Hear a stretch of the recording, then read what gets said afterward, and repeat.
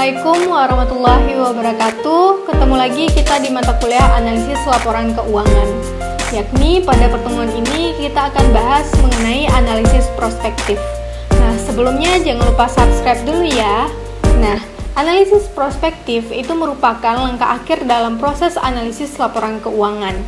Analisis ini hanya dapat dilakukan setelah laporan keuangan historis disesuaikan untuk mencerminkan kinerja ekonomis perusahaan secara akurat.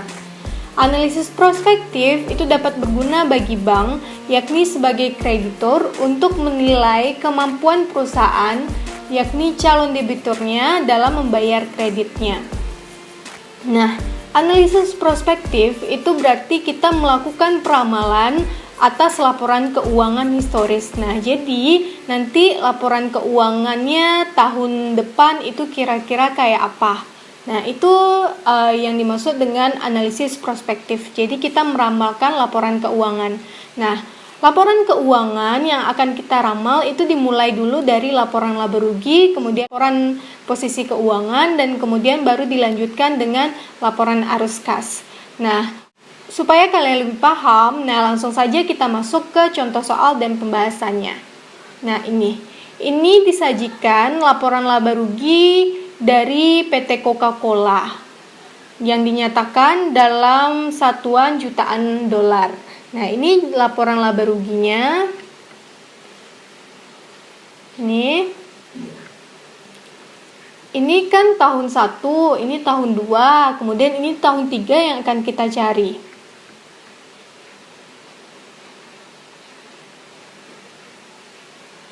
Nah, ini laporan posisi keuangannya, ini neraca laporan posisi keuangan sama. Nah, ini asetnya, ini tahun 2, ini tahun 1, tahun 3 yang akan kita cari. Nah, ini aset. Kemudian ini liabilitasnya. Kemudian ini ekuitasnya. Nah, diminta buatlah proyeksi laporan laba rugi, neraca, dan arus kas untuk tahun ketiga dengan menggunakan rasio berikut. Nah, jadi rasio-rasio ini akan kita gunakan untuk membuat proyeksi laporan laba rugi, neraca, dan arus kas. Ini rasionya. Nah, pertumbuhan penjualan itu 1,02%. Nah, berarti untuk tahun 3 itu kan bisa kita tentukan berapa penjualannya. Karena pertumbuhannya itu 1,02. Penjualan bersih tahun ketiga itu sama dengan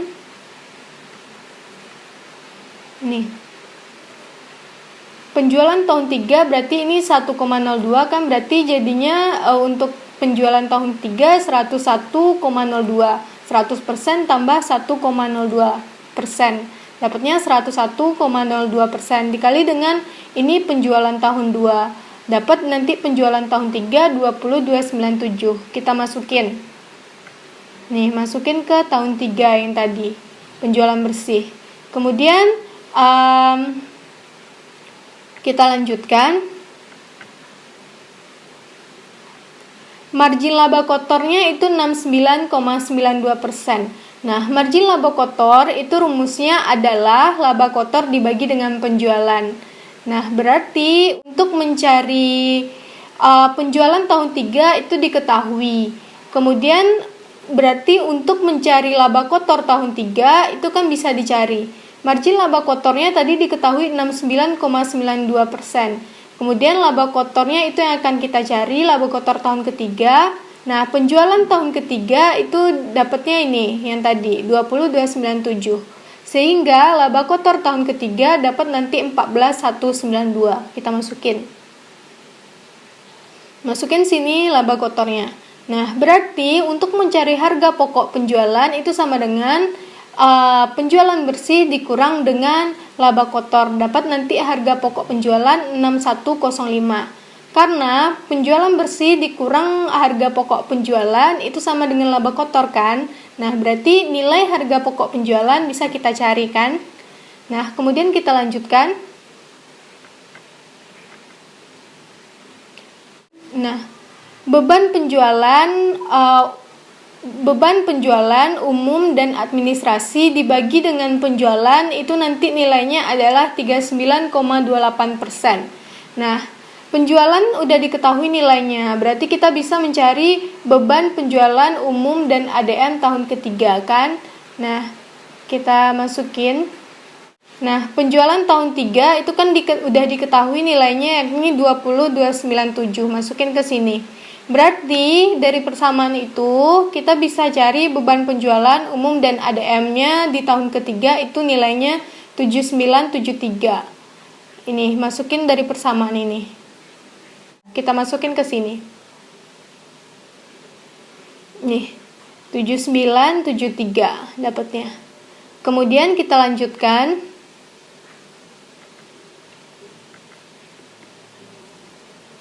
Beban penyusutan dibagi dengan aset tetap tahun sebelumnya itu dapatnya 12,14%. Nah, berarti beban penyusutan tahun 3 itu dibagi dengan aset tetap kotor tahun 2, tahun sebelumnya tahun 2 kan, sama dengan nilainya nanti 12,14%. Berarti kita masukin aset tetap kotor tahun kedua berapa? Nih. Aset tetap tahun kedua ini nilainya 7105. Masukin 7105. Ini. Sehingga dapat nanti nilainya kan 12,14%. Tadi diketahui di soal. Berarti beban penyusutan tahun ketiga dapat dicari nilainya nanti 863. 7.105 dikali dengan 12,14%. Kemudian kita masukin 863 ke sini. Nah, ini namanya beban penjualan umum, ADM, dan beban penyusutan ini itu adalah beban operasi. Berarti total beban operasi kita itu adalah 7973 ditambah dengan 863. Dapat total beban operasi itu 8836. Nah, kemudian laba kotor dikurang dengan total beban operasi itu nanti dapatnya laba operasi. Kemudian ini pendapatan dan beban lainnya. Nah, ini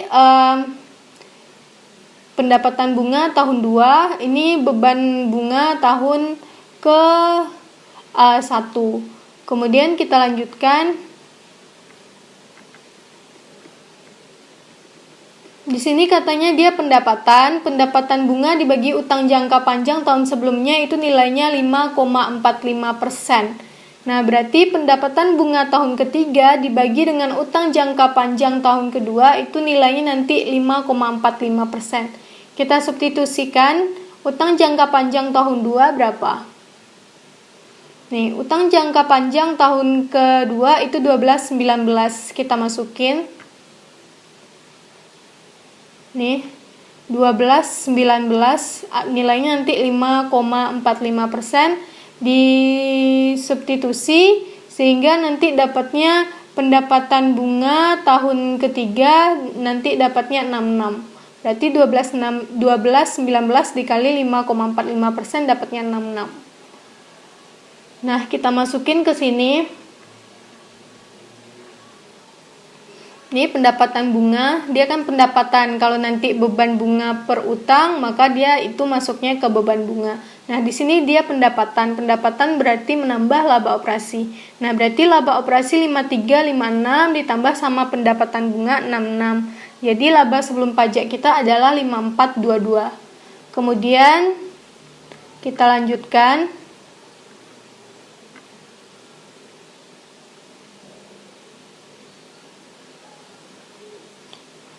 Beban pajak per laba sebelum pajaknya itu diketahui 29,88%. Berarti laba sebelum pajak tadi kan udah diketahui kan, berarti beban pajak tahun ketiga bisa kita cari. Nih, beban pajak per laba sebelum pajak itu nilainya akan 29,88%. Nah, beban pajak tahun ketiga dibagi dengan laba sebelum pajak tahun ketiga dapatnya nanti 29,88%. Nah, berarti beban pajak tahun ketiga, laba sebelum pajak kan ini udah diketahui nih. Udah kita cari. Laba sebelum pajak kita dapatnya ini 5422. Berarti di sini masukin 5422. Berarti nanti di substitusi nanti dapatnya beban pajak tahun ketiga itu 1620. Kita masukin ke sini beban pajak 1620. Laba sebelum pajak dikurangi dengan beban pajak itu nanti kan dapatnya laba bersih. Kemudian saham yang beredarnya itu karena nggak di sini di soal itu nggak diketahui bahwa lembar saham itu akan berubah nilainya, nggak ada diketahui. Berarti nilainya sama dengan tahun sebelumnya. Jadi saham yang beredar itu tahun kedua 3491, berarti karena nggak ada pemberitahuan mengenai saham beredar itu bertambah atau berkurang, berarti saham beredar tahun ketiga itu sama dengan tahun kedua. Nah, jadi saham beredarnya itu 3491 untuk tahun ke-3. Sama dengan tahun kedua. Kemudian dari laba bersih berarti kita nanti bikin laporan laba ditahan kan. Nah, laba ditahan awal itu berarti laba ditahan tahun 2. Laba ditahan tahun 2 berapa nilainya? Nih. Laba ditahan tahun 2. Nih, laba ditahan tahun 2 20655. Ini masukin. Kemudian ditambah dengan laba bersih. Ini laba bersih yang di sini. Ditambahin, masukin ke sini, dikurangin dengan dividen. Nah, dividen kita berapa? Itu yang kita cari. Nah, di sini dividen per lembar saham itu nilainya 1,37. Jadi dividen dibagi dengan lembar saham tahun ketiga itu nanti dapatnya 1,37. Berarti dividen tahun ketiga dibagi dengan lembar saham tahun ketiga itu kan 3491. Ini kan 3491. Dapatnya nanti 1,37. Berarti dividen tahun ketiga dapat dicari nilainya nanti 4783. Berarti ini dikalikan 1,37 dikali 3491 dapatnya 4783. Masukin ke sini 4783. Laba ditahan awal ditambah dengan laba dikurang dengan dividen itu dapatnya laba ditahan akhir 19674. Berarti inilah nilai laba ditahan untuk tahun ketiga. Pindahin ke neraca. Ini neraca kita, itu bagian ekuitas. Ini laba ditahan. Nah, pindahin ke sini. Laba ditahan kita sama dengan 19674 untuk tahun ketiga. Nih, sama. Kemudian berarti kita udah selesai bikin laporan laba rugi. Berarti sekarang kita mengenai laporan posisi keuangan atau neraca lagi kan, kita lanjutkan. Nah, ini udah pakai tadi kan perputaran piutang usaha itu nilainya nanti 10,68 kali. Nah, perputaran piutang usaha itu rumusnya adalah penjualan tahun ketiga dibagi dengan piutang tahun ketiga. Jadi, perputaran piutang usaha itu rumusnya penjualan dibagi dengan piutang. Nah, berarti perputaran piutang usaha tahun ketiga sama dengan penjualan tahun ketiga dibagi dengan piutang tahun ketiga itu nanti nilainya akan 10,68. Nilainya harus 10,68. Nah, penjualan tahun ketiga itu 20,297. Udah kita cari tadi yang pertama kan, penjualan tahun ketiga, penjualan bersih, kemudian dibagi dengan piutang tahun ketiga. Nah, piutang tahun ketiga inilah yang kita cari. Nah, sehingga dapat nanti piutang tahun ketiga 1.900. Masukin dari persamaan ini. Dapat piutang tahun ketiga 1.900. Nah, berarti kita masukin ke sini.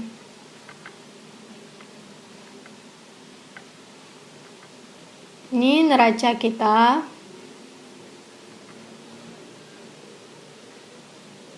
Ini neraca. Sekarang kita masuk ke neraca. Masukin piutang tahun ketiga itu 1.900. Kemudian kita lanjutkan.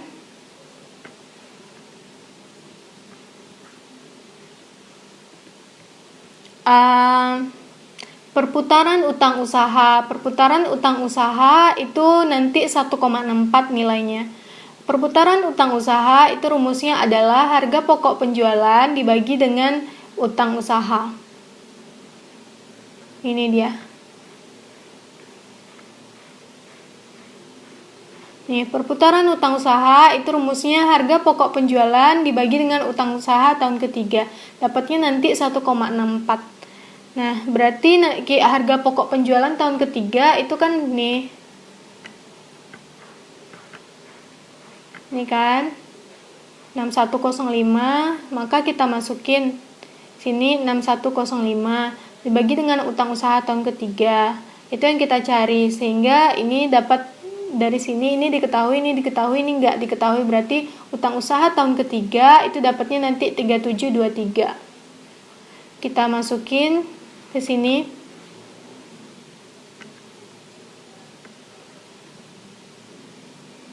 Utang usaha nih. Utang usaha dan kewajiban yang masih harus dibayar. Masukin sini 3723. Kemudian kita lanjutkan soalnya. Ini kan belum. Perputaran persediaan itu nilainya 5,73. Perputaran persediaan itu rumusnya harga pokok penjualan dibagi dengan persediaan. Berarti ini dia, dibagi dengan persediaan itu nanti nilainya harus 5,73. Nah, harga pokok penjualan tahun ketiga tadi kan udah diketahui 6105. Persediaan tahun nilai perputarannya 5,73. Berarti kita bisa cari persediaan tahun ketiga di sini kan. Nah, berarti persediaan tahun ketiga itu 6105 dibagi dengan 5,73. Masukin ke persamaan ini. Sehingga kita masukin persediaan tahun ketiga 1065. Ini persediaan tahun ketiga ini 1065. Nah, kemudian kita lanjutkan.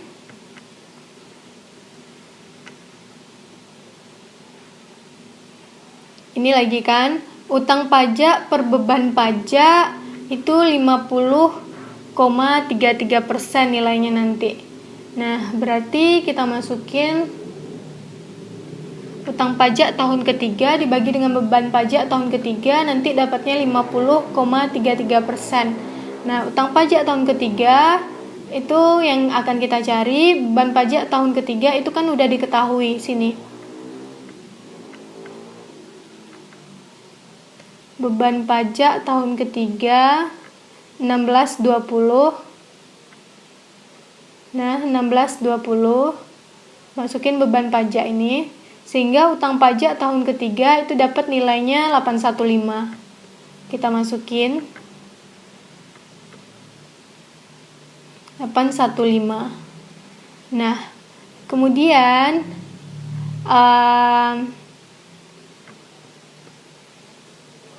total aset. Kemudian di sini leverage keuangannya itu total aset dibagi dengan total ekuitas itu nilainya 2,06. Nah, ini nanti dulu. Kemudian kita masukin ini dulu, pengeluaran modal per penjualan itu nilainya 5,91. Nah, pengeluaran modal itu terkait dengan pembelian aset tetap. Jadi kita mengeluarkan pengeluaran modal itu terkait dengan pembelian aset tetap. Berarti pada tahun ketiga itu kita beli aset tetap berapa? Nah, jadi berapa kita beli aset tetap di tahun ini, di tahun ketiga dibagi dengan penjualan tahun ketiga itu nilainya akan 5,91. Nah, berarti kita lanjutkan. Nih, berarti pengeluaran modal ini berarti kan karena kita membeli aset tetap, berarti itu kan berarti tambahan aset tetap di tahun ketiga kan, berarti aset tetap yang udah lama kemudian ditambah dengan yang dibeli yang baru. Nah, yang tambahan yang dibeli ini berapa sih? Nah, itu tambahan aset tetap tahun ketiga, pengeluaran modal ini sama dengan tambahan aset tetap tahun ketiga dibagi dengan penjualan tahun ketiga. Ini penjualan kan, hasilnya nanti akan 5,91%. Nah,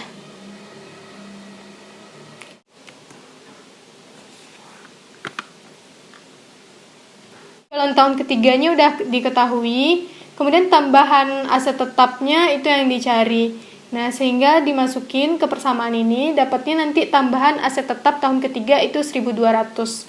Berarti aset tetap tahun ketiga itu berarti kan aset tetap tahun kedua ditambah dengan tambahan aset tetap yang kita beli di tahun ketiga. Nah, aset tetap tahun kedua itu berapa? Nah, aset tetap tahun kedua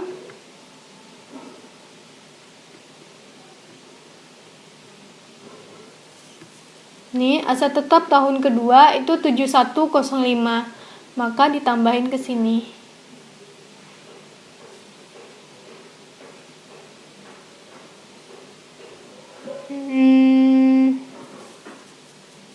Nih, 7105, ini 7105 ditambah dengan tambahan aset tetap ini 1.200. Dapatnya nanti aset tetap tahun ketiga 8305. Masukin ke sini. Aset tetapnya 8305. Nah, kemudian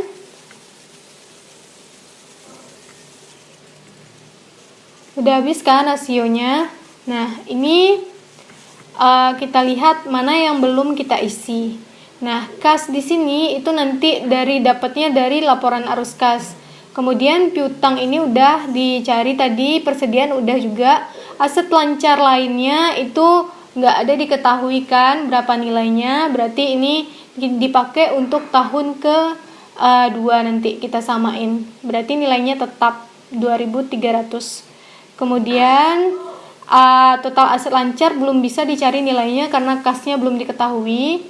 Kemudian aset tetap ini udah dicari tadi akumulasi penyusutannya. Nah, akumulasi penyusutan ini berarti itu adalah akumulasi penyusutan tahun sebelumnya 2652 ditambah dengan beban penyusutan tahun ini.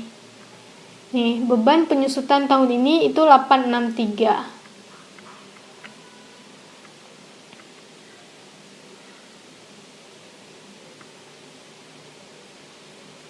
Nih, berarti nanti dapatnya akumulasi penyusutan tahun ketiga itu 3515.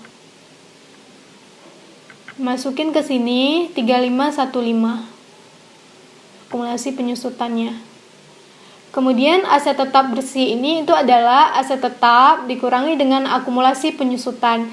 8305 dikurangi 3515 dapatnya 4790. Kemudian aset tak lancar lainnya itu nilainya tetap karena nggak ada tadi diketahui perubahannya kan, berarti kita pakai yang tahun 2. Masukin ke sini, berarti ini total aset lancarnya belum diketahui kan, berarti ini udah diketahui komponennya semuanya, berarti total aset tidak lancar bisa dicari.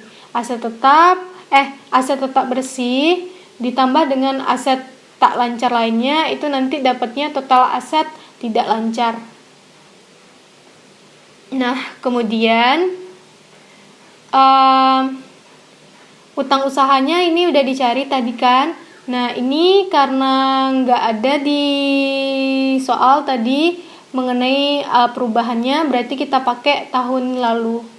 Ini pindahin ke sini, tahun ketiga juga 3899. Kemudian kewajiban pajak tadi udah dicari. Nah, berarti di sini total kewajiban lancar itu nilainya 8437. Kemudian kewajiban pajak tangguhan dan kewajiban lain itu karena nggak diketahui juga, pakai juga yang tahun sebelumnya 1403. Utang jangka panjang karena nggak diketahui juga, berarti pakai tahun sebelumnya. Nah, kemudian ini kita abaikan dulu dapatnya dari mana. Nah, berarti total kewajiban tidak lancar itu nanti kita cari. Nah, total kewajiban ini juga nanti kita cari. Nah, kemudian di sini Ekuitas saham biasanya pakai tahun lalu karena nggak diketahui. Kemudian karena nggak ada data yang berkaitan dengan ini. Kemudian surplus modal juga pakai tahun sebelumnya. Kemudian laba ditahannya ini yang dicari tadi. Kemudian saham yang diperoleh kembali ini juga pakai yang tahun sebelumnya. Sehingga total ekuitas itu bisa kita cari. Nah, di sini saham biasa ditambah dengan surplus modal ditambah dengan laba ditahan. Nah, dikurang dengan saham diperoleh kembali. Saham diperoleh kembali itu saham treasury. Nah, saham treasury itu nilainya adalah pengurang ekuitas. Jadi ini berkurang. 873 ditambah 3520 ditambah 19674 dikurang dengan 13682. Dapatnya total ekuitas 10385. Nah, tadi ada rasio kan yang belum kita pakai. Nih, total aset dibagi dengan total ekuitas atau leverage keuangan itu nilainya nanti 2,06. Nah, total ekuitas kan udah diketahui kan, udah diketahui nilainya. Nah, masukin ke sana. Nih, 2,06. Nah, total ekuitas itu 10385. Nih, 10385. Masukin ke si persamaan ini 10385 sehingga nanti total aset itu dapat dicari 21393. Nah, berarti kita udah tahu nilai total aset kita berapa. Nih, berarti total aset itu 21393. Masukin ke sini total aset 21393. Nah, berarti total aset itu kan sama dengan total liabilitas ditambah dengan total ekuitas. Berarti pasti yang di sini nih total liabilitas dan ekuitas itu harus 21393 juga kan. Nah, total liabilitas dan ekuitas diketahui 21393. Total ekuitas juga udah diketahui 10385. Berarti total kewajiban itu nanti berarti kan 21393 dikurang dengan 10385. Nanti dapatnya total kewajiban 11008. Nah, total kewajiban lancar itu 8437. Kemudian berarti kita bisa cari berapa total kewajiban tidak lancar kita, ya kan? Nah, total kewajiban lancar itu 8437. Berarti 11008 dikurang dengan 8437. Dapat nanti total kewajiban tidak lancar 2571. Nah, ini kalau dijumlahkan nilainya berapa? 1403 ditambah dengan 1219 itu nanti dapatnya 2622. Nah, sehingga tapi di sini itu kita butuhnya 2571. Nah, supaya 2622 ini penjumlahan yang dua ini jadi 2571, berarti kita harus kurangkan kan 51. Berarti di sini pengurangan kewajiban terlancar itu minus 51. Nah, jadi minus 51 di sini. Jadi ini pengurangan kewajiban tak lancar ini itu adalah sebagai penyesuaian supaya total kewajiban dan ekuitas itu sama dengan total aset, atau supaya kita mendapatkan nilai leverage yang kita inginkan, supaya nilai leverage kita itu sama dengan 2,06. Berarti kita harus sesuaikan, kita kurangkan di sini kewajiban tak lancar sebesar 51. Nah, kemudian kan udah selesai nih semuanya kecuali yang bagian kas. Nah, kas ini kan belum dapat tadi nilainya berapa. Nah, untuk menentukan nilai kas ini itu kita dari laporan arus kas. Nah, kita bikin laporan arus kas. Nah, ini laporan arus kas, kita mulai dulu dari aktivitas operasi. Ini adalah laporan arus, kita susun laporan arus kas itu dalam bentuk tidak langsung. Nah, kalau dalam bentuk tidak langsung itu dimulai dari laba bersih dulu. Nah, laba bersih itu 3802 tahun ketiga. Nah, ini dia. Ini 3802.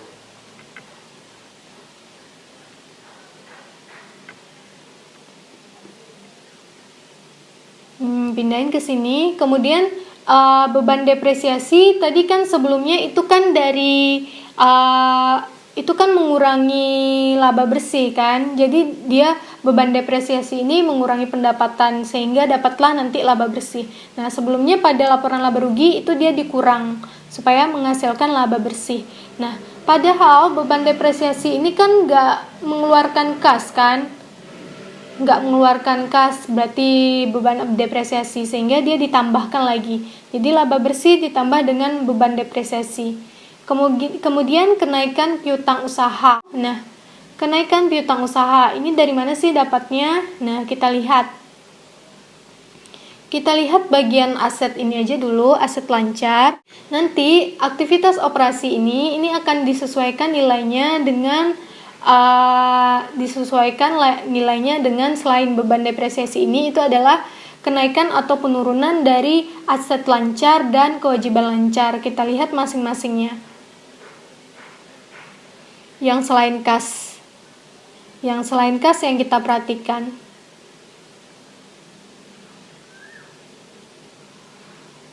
Nah, ini piutang usaha tahun ketiga itu 1.900, tahun kedua 1882. Berarti ini naik kan? Berarti ini kenaikan piutang usaha. Cari selisihnya berapa? 1.900 dikurang 1882 itu selisihnya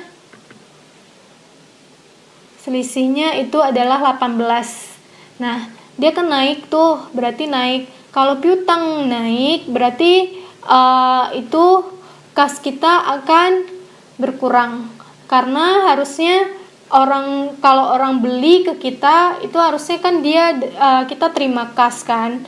Tapi karena dia beli secara kredit, berarti dia berpiutang kita, berarti kas kita jadinya berkurang kan.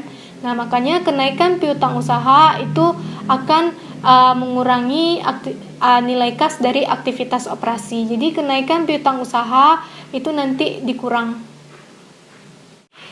Kalau misalnya nanti penurunan piutang usaha, berarti kan kalau piutang usaha kita menurun nilainya, berarti kan ada orang yang bayar hutang kan, ada orang yang bayar piutang.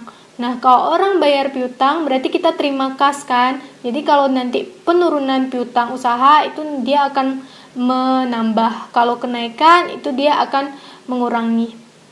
Kemudian kita lihat yang lainnya, itu ada persediaan.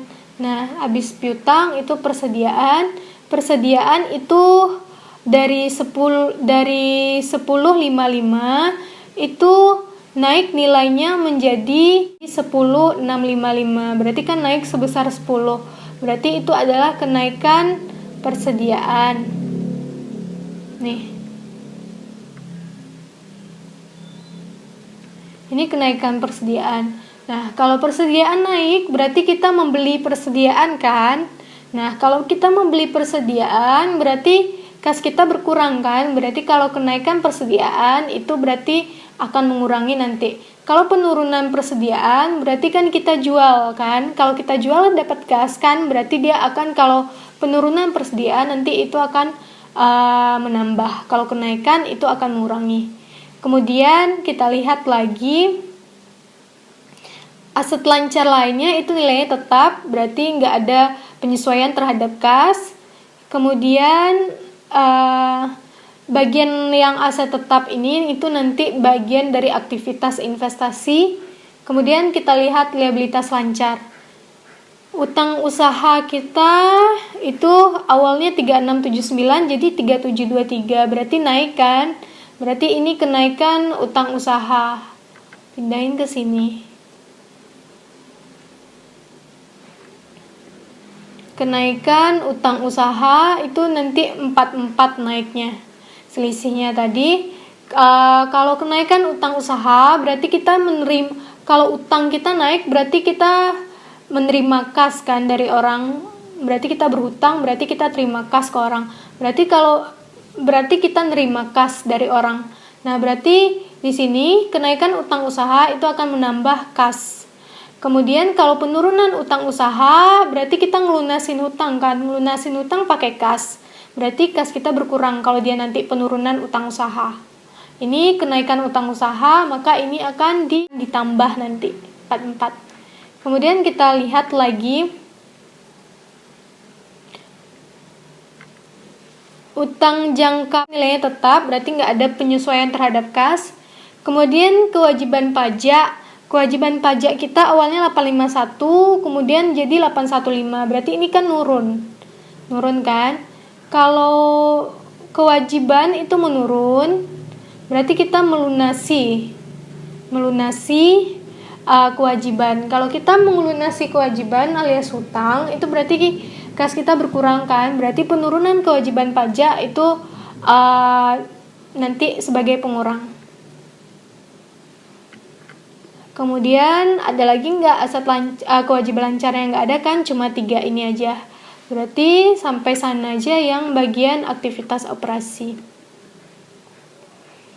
Nah, berarti laba bersih ditambah dengan beban depresiasi, kemudian dikurang dengan kenaikan piutang usaha, kemudian ditambah dengan kenaikan utang usaha, kemudian dikurang dengan kenaikan persediaan, kemudian kewajiban pajak kalau menurun berarti kita ngeluarin kas, berarti dikurangi dengan penurunan kewajiban pajak, nanti dapatnya 4645.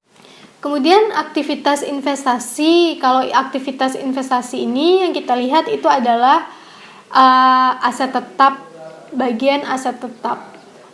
Nah, aset tetap itu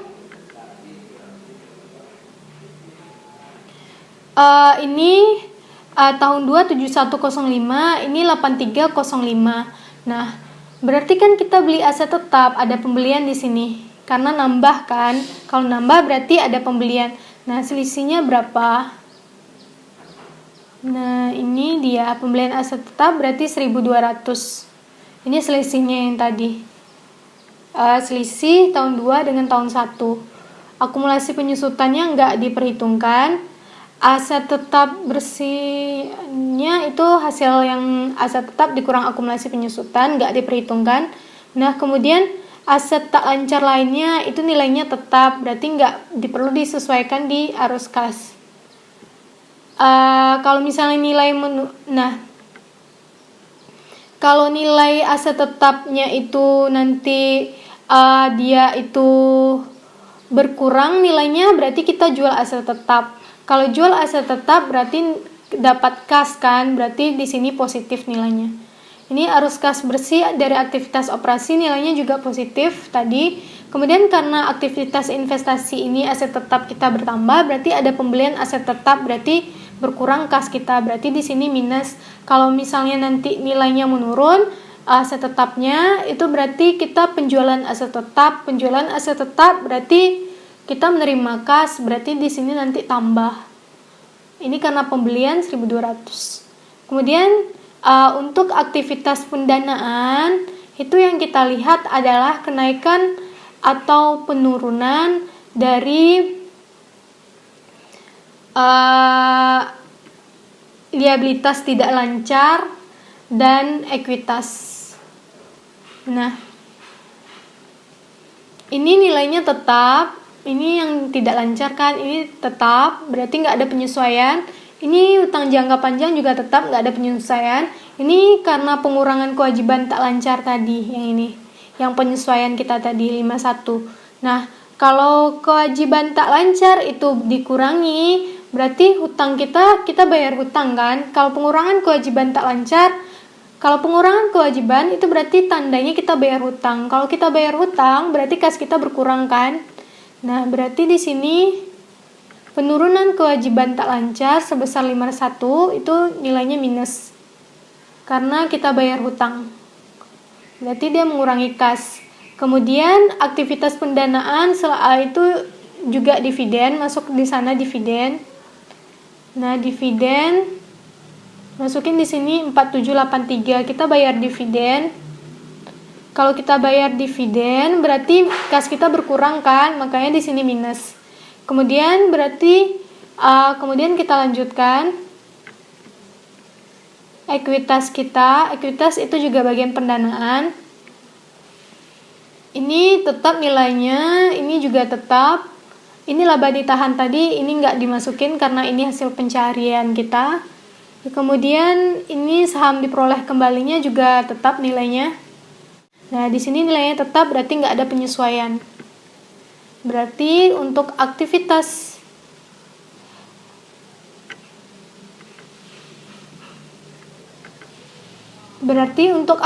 pendanaan cuma ini aja. Dividen yang dibayarkan ditambah dengan penurunan kewajiban tak lancar. Jadi sama-sama minus, berarti arus kas bersih aktivitas pendanaan itu nilainya minus juga 4834. Nah, kemudian arus kas bersih dari aktivitas operasi positif nilainya, ini pembelian negatif. Berarti ini arus kas bersih dari aktivitas operasi ditambah dengan aktivitas investasi, ini minus, berarti pengurang. Kemudian aktivitas pendanaan juga minus nilainya, berarti 4834 dikurang, sehingga penurunan arus kas bersih itu, nah ini dikurang sama ini, itu hasilnya minus 1389. Nah, berarti kalau minus berarti di sini penurunan, kalau di sini plus berarti ini nanti kenaikan namanya. Kemudian minus ini 1389 ditambah sama kas tahun sebelumnya. Kas tahun sebelumnya itu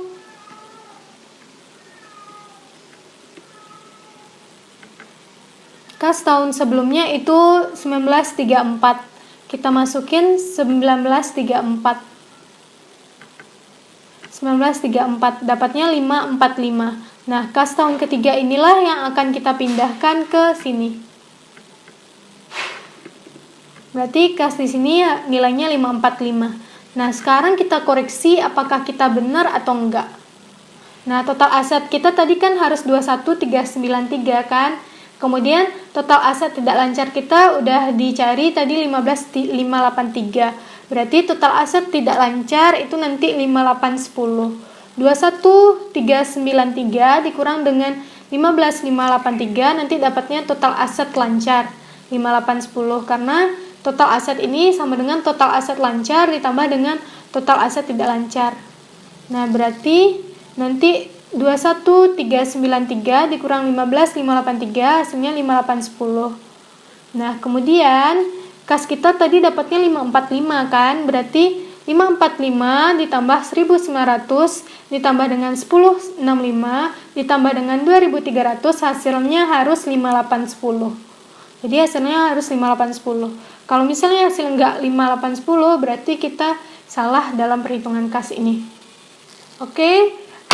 Itu tandanya kita udah benar. Berarti ini 545 tambah 1900 tambah 1065 ditambah 2300 hasilnya memang benar 5810. Oke, sekian pertemuan kita hari ini. Lebih dan kurang mohon maaf. Assalamualaikum warahmatullahi wabarakatuh.